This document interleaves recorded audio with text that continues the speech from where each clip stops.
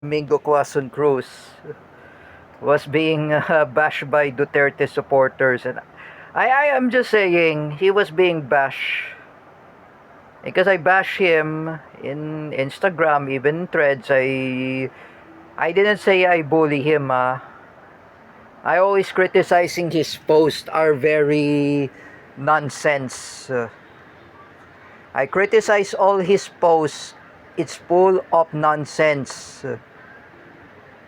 And even he post about against Duterte, Mark Cruz, be non-partisan, be non-political.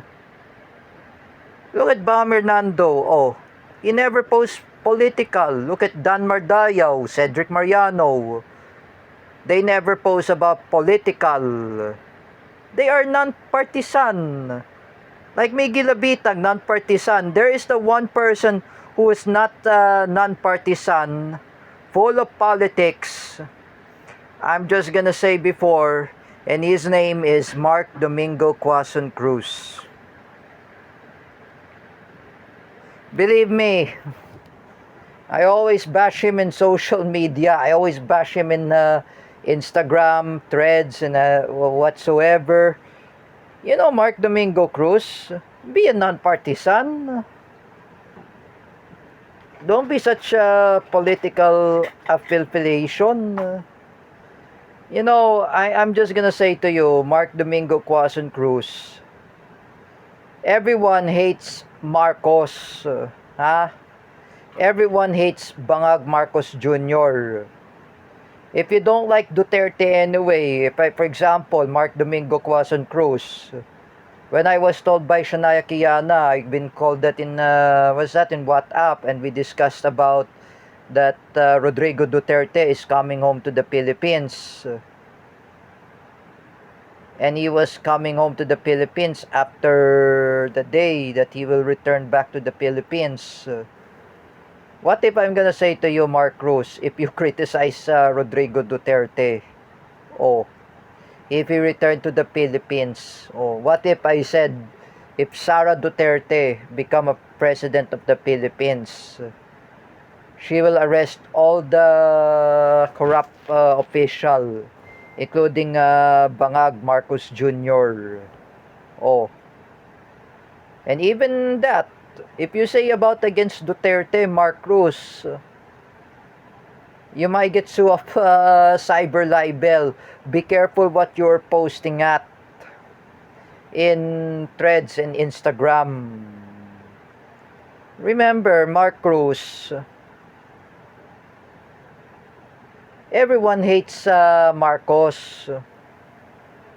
Have you never heard about historical lesson from Teacher May about Civica, about kasaysayan ng Pangulo ng Pilipinas? Ferdinand E. Marcos Sr. is the greatest robbery of the government, like his son, Bongbong Marcos. Have you never learned a lesson aside of Civica? Have you never learned a lesson about social media etiquette? That we discussed that with Teacher May in current events. Do not post, do not comment. You don't know what you're posting it. And you curse a bad words at Rodrigo Duterte's daughter named, who's that? Kitty Duterte.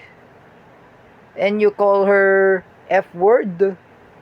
Mark Cruz, with all due to know, you will reflect yourself. There is reflection at you. Why I bash you in social media? Why I criticize you? Because you're posting lots of nonsense. If I were you, I suggest to Mark Cruz, delete that post about against Duterte. Deleted it.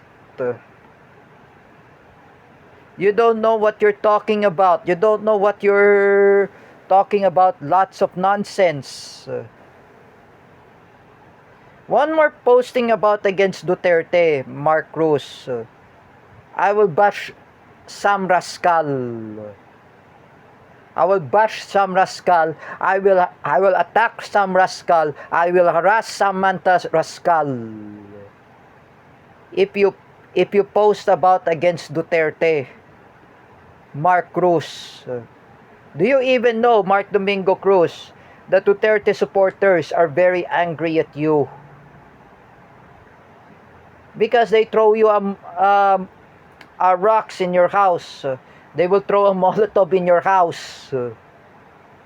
I told to Kuya Park official, if Mark Cruz posts lots of nonsense about against Duterte, then he will be mobbed by Duterte supporters. They will arson his house. I'm not who said it. It was Kuya Park official said it. That is a warning for you, Mark Cruz. Because you're posting lots of nonsense. You know, Franco Morales is not posting lots of nonsense. Franco Morales is non-partisan.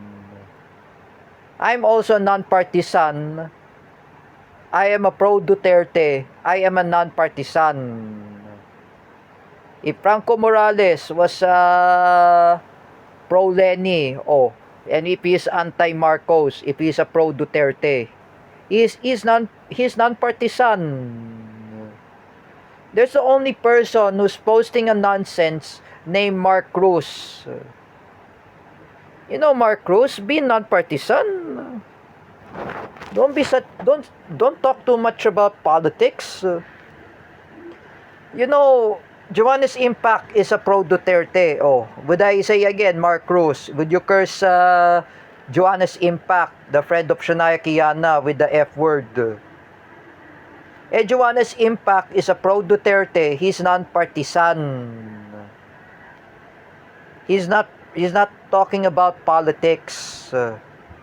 He always talk about politics when I call him in Instagram, in threads.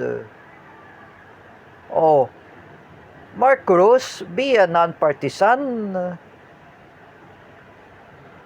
Look at Patrick Quezon. Look at John Timothy Trevino. They are all non-partisan.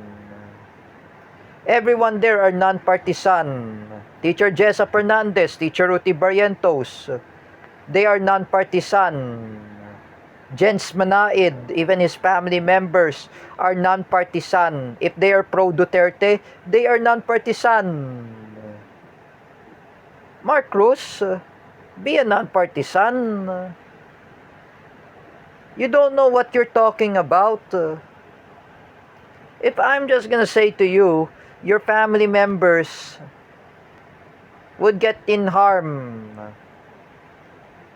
They will bully you. The Duterte supporters will bully you, Mark Cruz. They will attack you. They will attack your family members.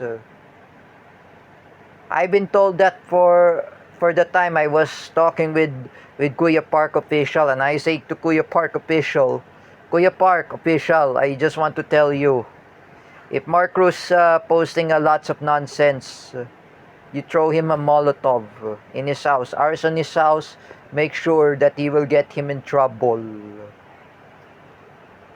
I say again, Mark Cruz, I've been told that to Kuya Park, pag nag-post ka pa kung anong kalokohan about against Duterte, I'm just gonna say to you, Mark Cruz, kukuyugin ka ng mga Duterte supporters. Believe me, Mark Cruz, you're posting lots of nonsense. The fans of Rene Bartebonia are very angry at you. Even not only that, the Duterte supporters are very angry at you. I'm just suggest to you, Mark Cruz, delete that post about against Duterte and be a non-partisan.